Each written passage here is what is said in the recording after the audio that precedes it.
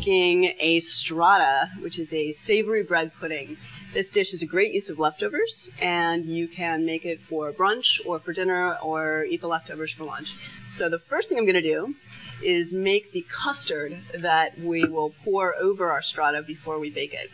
Step one is our eggs. So I'm using some nice cage-free eggs, and we're going to do 4 egg yolks, and adding yolks into your custard, going heavier on the yolks, will make your custard more stable. It won't weep and let out water when you bake it.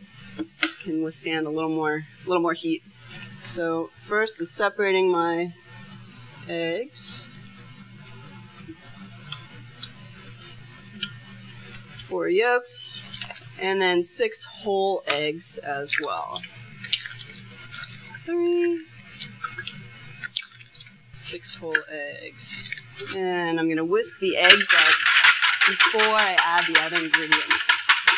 First thing I'm going to add is about a teaspoon of salt, and I'm also going to add about a teaspoon and a half of garlic powder. Teaspoon and a half, whisk those in, and then my milk. I've already poured it out. 27 ounces of whole milk and 16 ounces of cream. We can add all that in. And I'm also using 8 ounces of creme fraiche. Creme fraiche is kind of a fancy French sour cream, but sour cream, non-fat yogurt, or even buttermilk are perfectly fine substitutes if you don't have something like this laying around. We'll add that into, when we've got all that whisked together, we're going to set it off to the side and assemble the strata. So I'm using a greased half hotel pan, but any kind of casserole pan is just fine for this. I've got 21 ounces of cubed stale bread. Almost any kind of bread is fine for this. White bread, whole wheat, rye is actually one of my personal favorites for this. I'm going to put about half of it into the bottom of my pan. On top of that, I'm going to layer all my filling ingredients.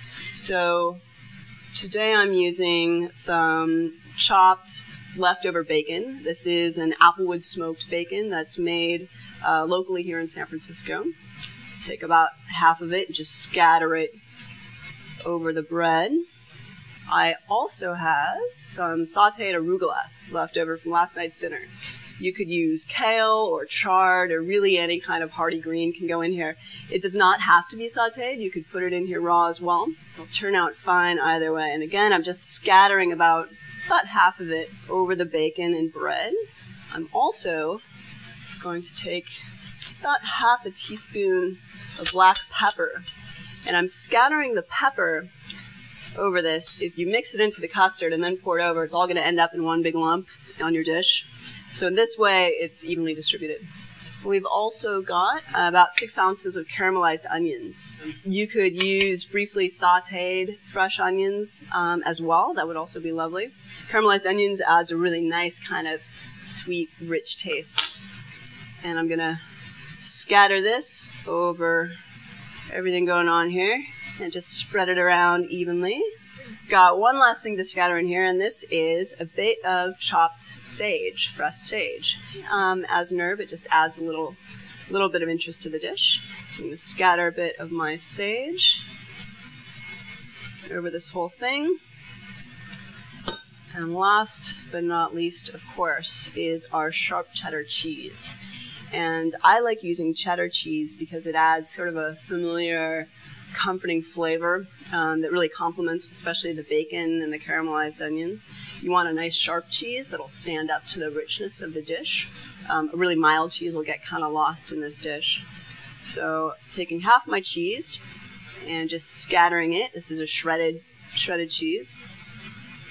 Scattering it over everything else in the dish. And then we're going to do it all again. So take the rest of our bread, the rest of our bacon, our arugula, or whatever greens you want to use, caramelized onions, sage. On top, you want the cheese, because you want a bit of the melted cheese to be browning as this bakes, so that's got to go on last. And our final step on our assembled strata here is to pour the custard that we mixed earlier over the top. So we're just going to pour it evenly over the entire top of the dish. One last step is we could sprinkle a little more pepper on the top. Just a touch more. And the dish is assembled. At this point, the best thing to do is cover your dish and let it sit in the refrigerator for at least an hour. Overnight is even better. Then the bread really absorbs the custard and you get a nice, soft, rich dish. You could put it directly into the oven. That'll be fine too.